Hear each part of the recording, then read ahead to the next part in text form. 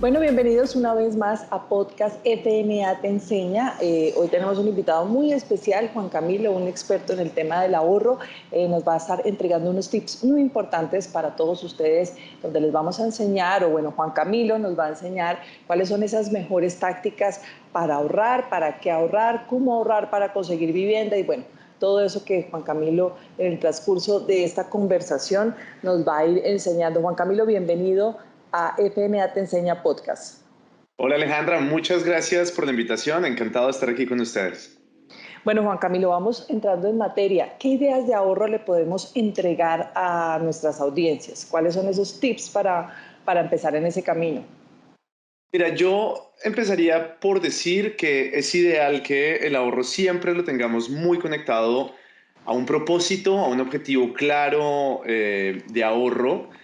A veces funciona el ahorrar por ahorrar, pero puede ser mucho más fuerte la motivación y mucho más fuerte sobre todo el compromiso con ese ahorro cuando esa técnica que estamos usando está conectadísima con algo que realmente queremos, nuestra vivienda, un viaje, la educación de nuestros hijos, algo que nos mueve en últimas a negociar con nosotros mismos como en el presente y en el futuro, porque al final de eso se trata de ahorro, ¿no? Entender que si yo ahorro estoy dejando de gastar algo en el presente, se lo estoy mandando de alguna forma a mi yo futuro para que él pueda disfrutar algo más que realmente quiere, seguramente mucho más que lo que yo podría hacer con ese dinero en el presente. Así que lo primero sería decir, busquemos siempre ese propósito. Hay ocasiones en las que de pronto ese propósito no es muy claro, de pronto ya he alcanzado algunas cosas y en este momento la verdad no sé cuál sería la siguiente, en cuyo caso está perfecto, podemos igual continuar ahorrando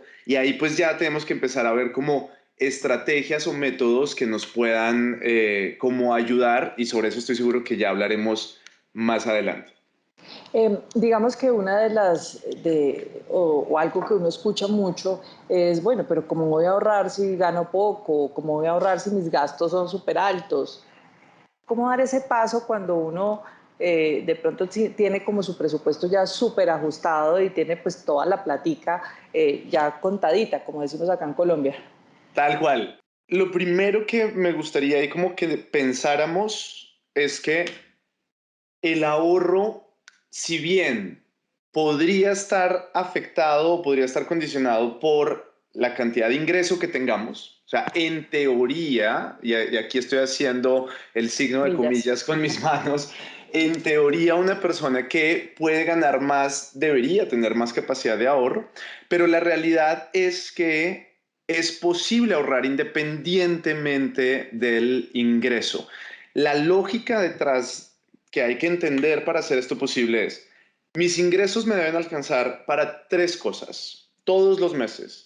La primera, para mantener mi estándar de vida, el que cada uno de nosotros ha elegido como su estándar de vida. Ese estándar de vida puede estar por encima de mis ingresos, en cuyo caso probablemente voy a entrar en dificultades financieras, puede estar muy al ras de mis ingresos, en cuyo caso no puedo tener capacidad de ahorro, o puedo tratar de que esté un poquito por debajo de mis ingresos. No para cohibirme, ¿sí? No se trata pues tampoco entonces de no gastar o no hacer, sino encontrar un estándar de vida básico mínimo en cualquiera que sea, en el cual sobre algo de dinero todos los meses y ese dinero que sobra todos los meses debe alcanzar para dos cosas más. La primera, pagar las deudas que tengamos si es que tenemos algún tipo de deuda. Entonces el ingreso, por un lado, se va al gasto, a sostener nuestro estilo de vida. Por otro lado, se va a pagar las deudas. Y debería todavía quedar otro pedacito para poder ahorrar. La magia o el secreto del ahorro está en que ese ahorro no importa en principio qué tan grande o qué tan pequeño es. A veces creemos que es que me dicen que si no ahorro el 10%, entonces no estoy ahorrando lo suficiente porque tengo que ahorrar el 10%. Entonces, más bien, por ahora no voy a ahorrar y más bien ahorro cuando ya puedo ahorrar el 10%.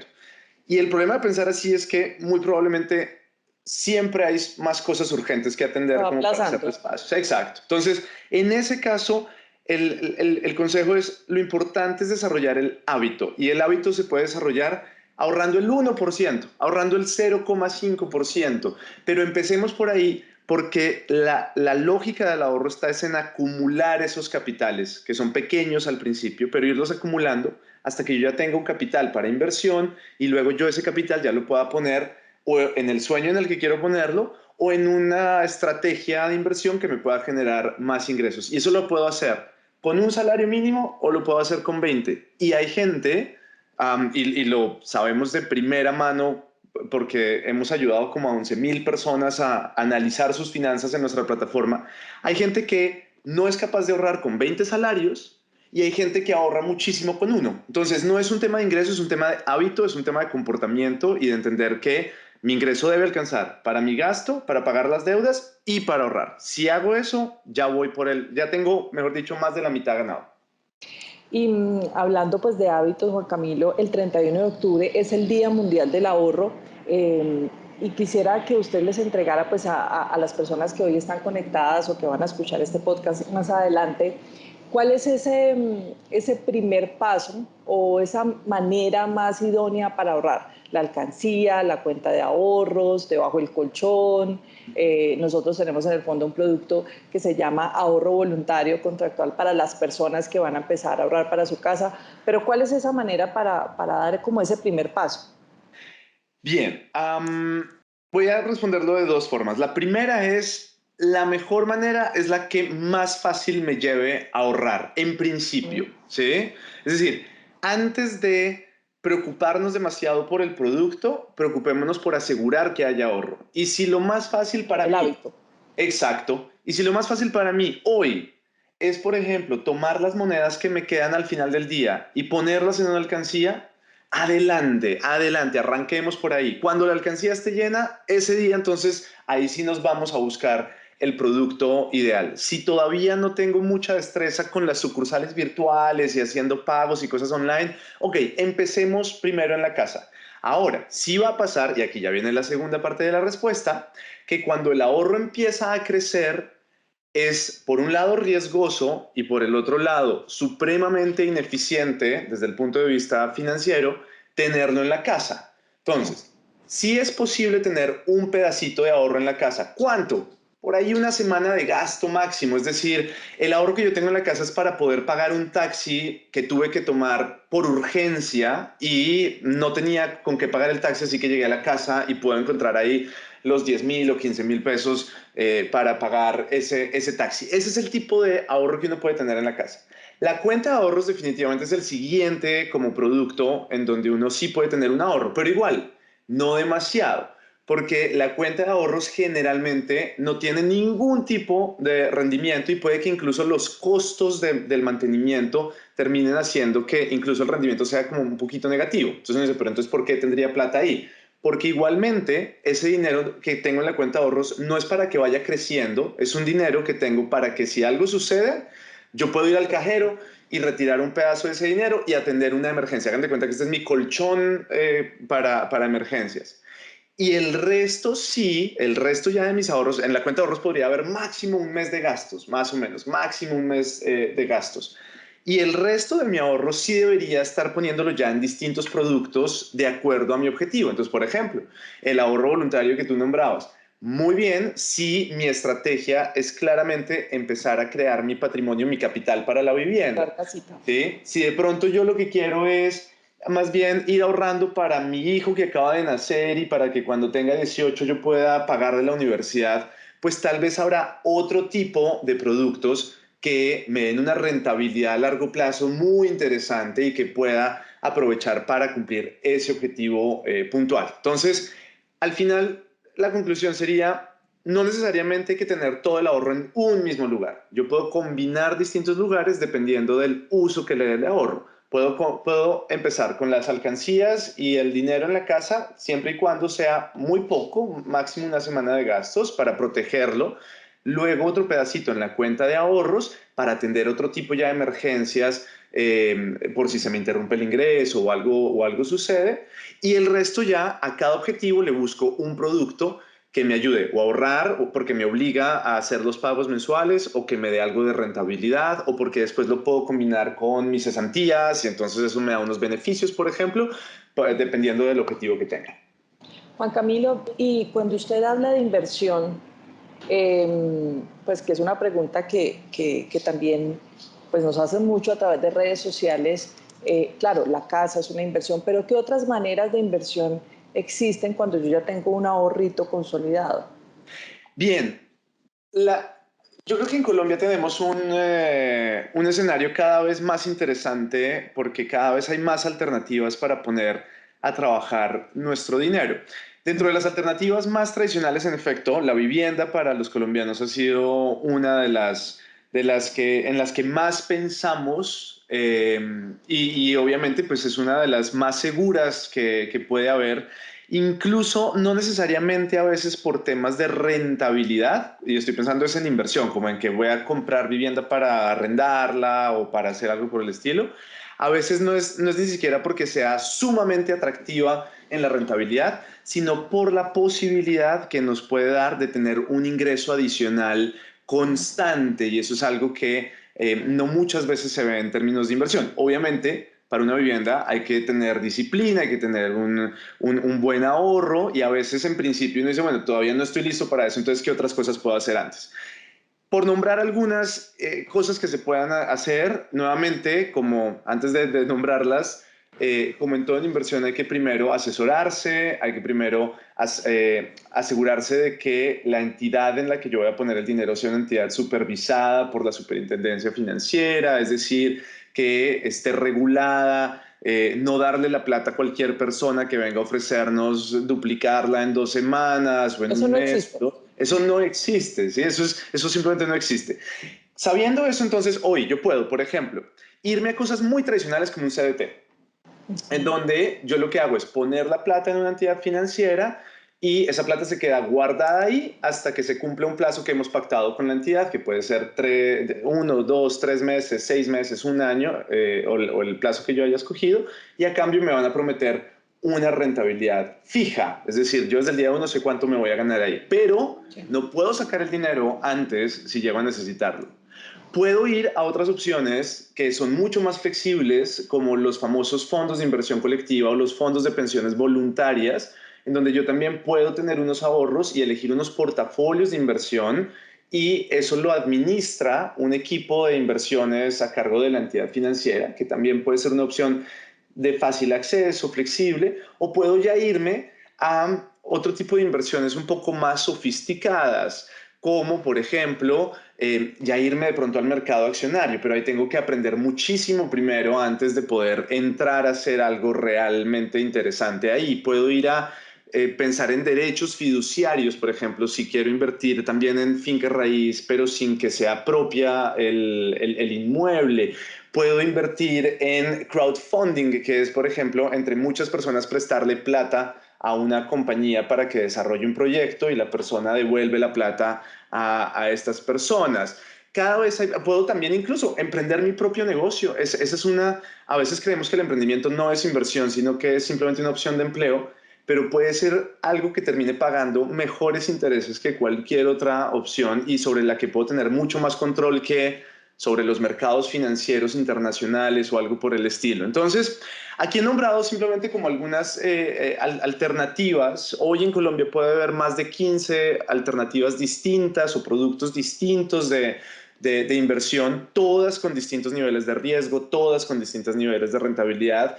Pero también mi recomendación aquí es la rentabilidad no es lo único que uno debería mirar a la hora de elegir un producto de inversión. De hecho, solo guiarse por la rentabilidad es una pésima decisión. Yo por lo menos debería considerar, uno, ¿cuánto conozco ese producto? Si sé conscientemente cómo funciona, cómo es que se hace plata ahí, quién administra eso, cuáles son los costos de ese producto, qué tanto estrés me va a generar también la administración de ese producto. Dos, ¿cuánto puedo esperar en rentabilidad? Claro que sí. Tres, ¿cuál es el nivel de riesgo que yo estoy dispuesto a asumir o a soportar también? Claro, porque como se puede Cuatro, ganar, se puede perder. exactamente. ¿Y qué tanto estoy dispuesto a arriesgar mi dinero si llego a perder?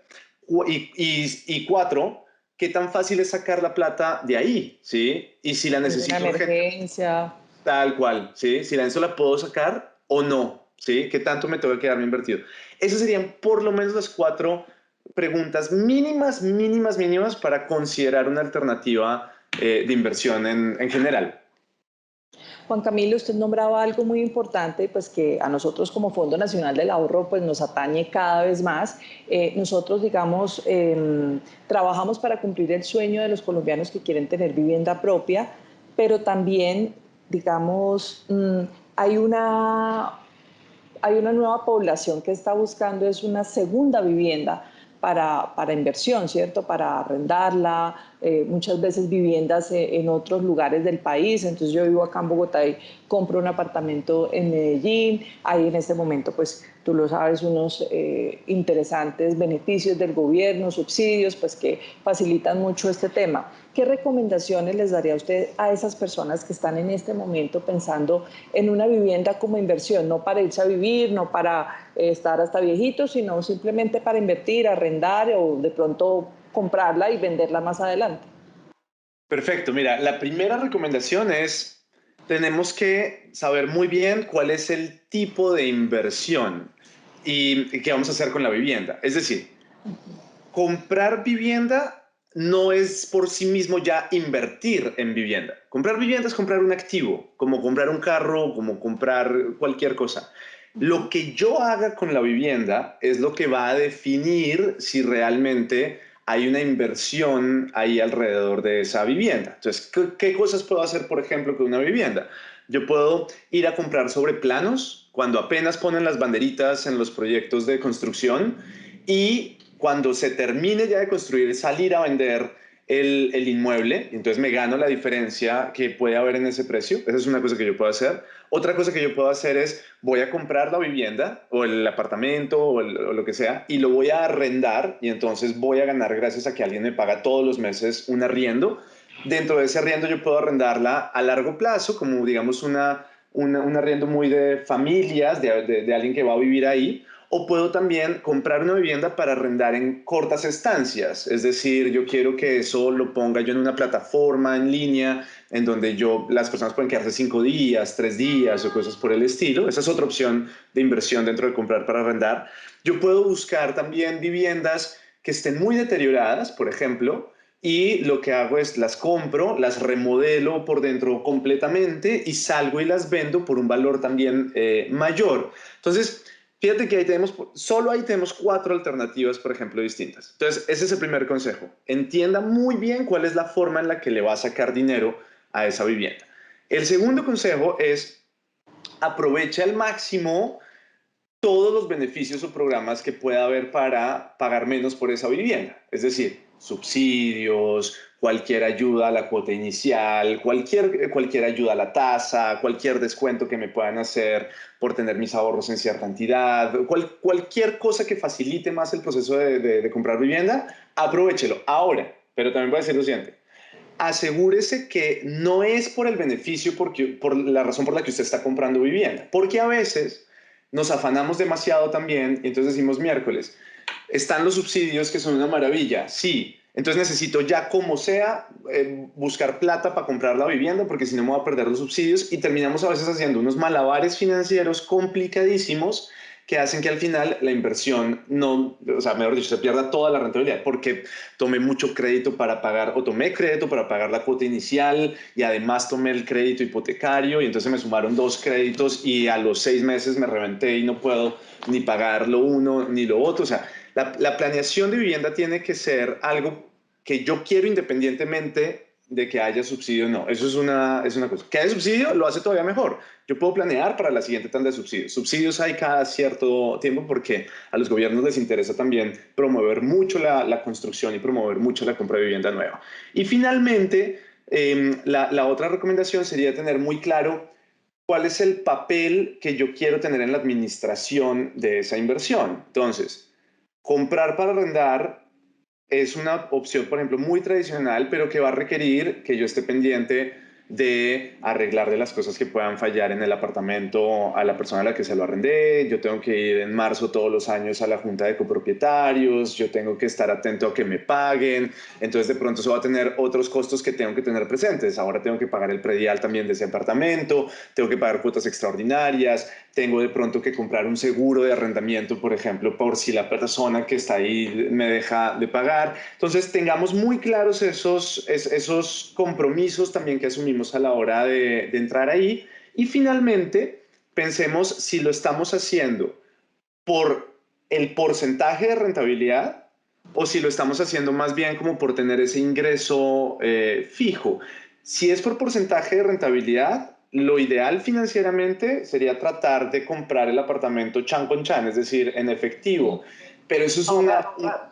ahorrar, ajá. Pero además es un lujo que muy pocas personas se pueden dar, pues porque no es fácil en Colombia ahorrar completamente, no sé, 200 millones de pesos, 150 millones de pesos o más. Es muy difícil tenerlo uno solo ahorrado. Entonces, como es difícil, normalmente uno echa mano también de un crédito hipotecario.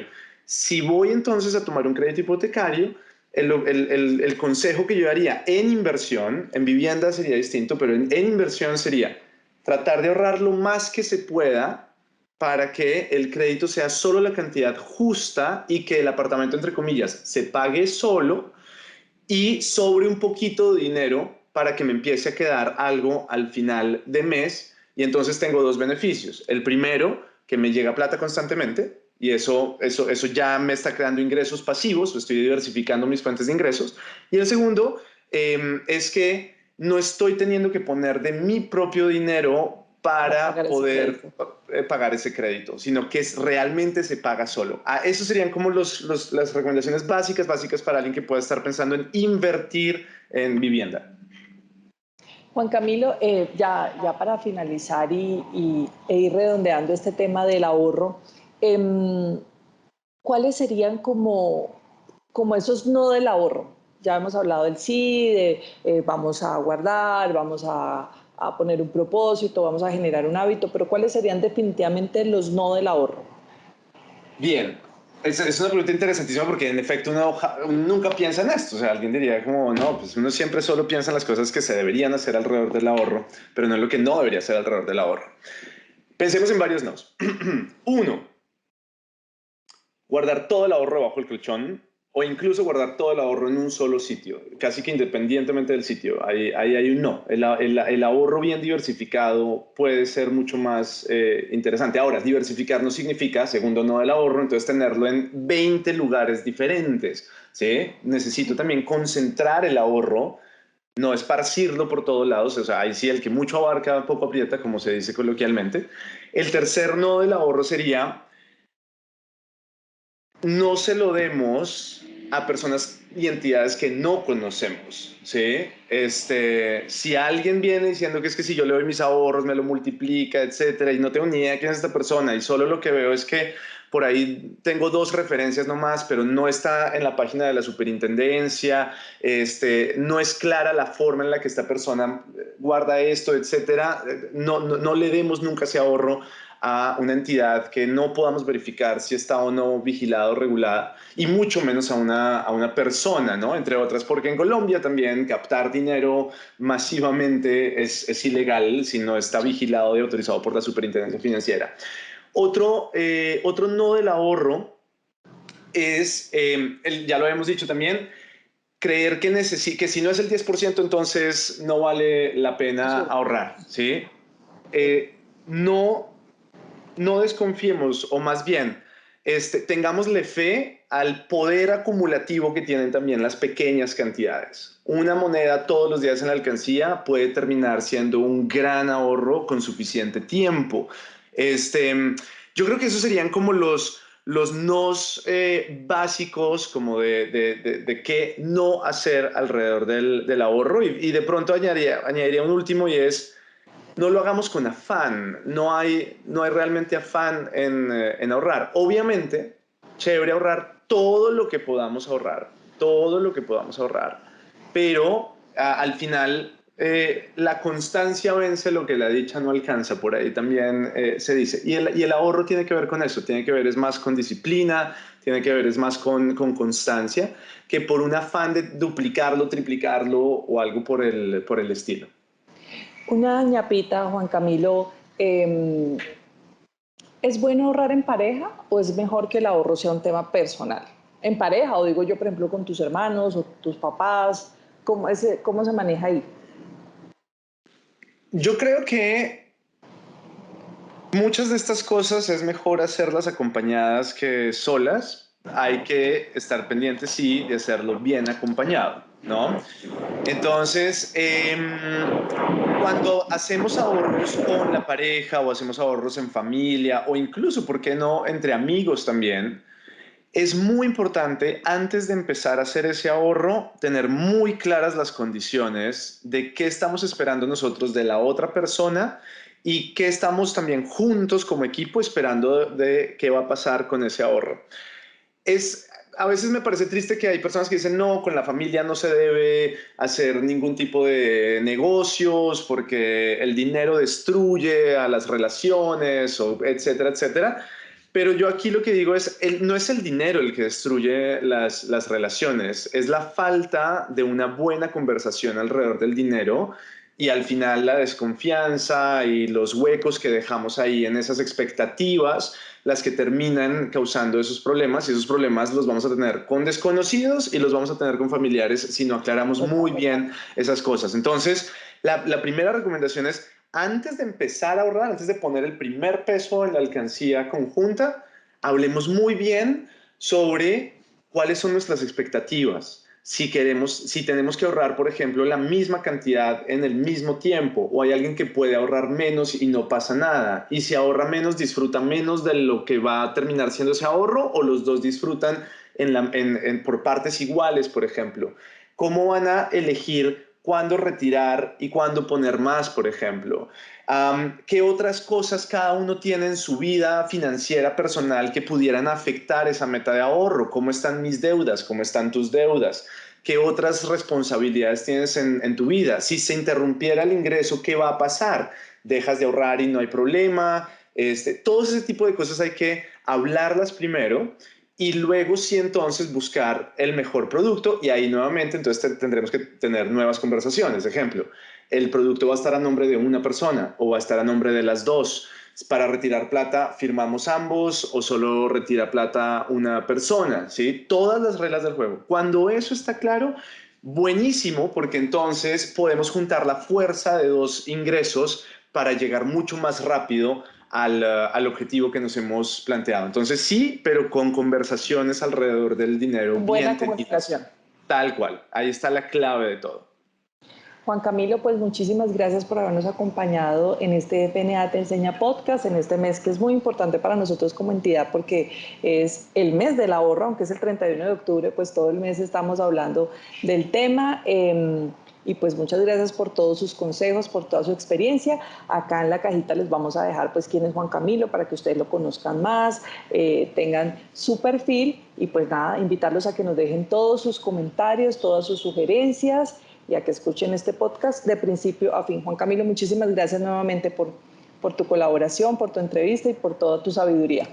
A ti, Alejandra, y si me permites me despido con un tipcito por si Claro que alguien sí. también está diciendo, pero dígame algo todavía más de cómo empiezo. Vea, hagan una lista de los números del 50 en 50, desde el 50 hasta 10,000, 50, 100, 150, 200, 300, la lista. Pueden hacerlo en Excel, en un cuaderno. Y luego hagan, cada una de esas casillitas es un reto de ahorro, 50 pesos a la alcancía. Otro día 3,550, y así es del 50 hasta el 10,000. El día que ustedes completen toda esa grilla de números, toda esa grilla de números ahorrados, tendrán 1,005,000 pesos en esa alcancía. De 50 en 50. Ahí les dejo ese Excelente. tip. Ya mismo hacer todos el cuadrito de Excel. Muy bien. Juan Camilo, muchísimas gracias. Nos vemos, espero, en una próxima oportunidad. Chao. Claro que sí. Chao.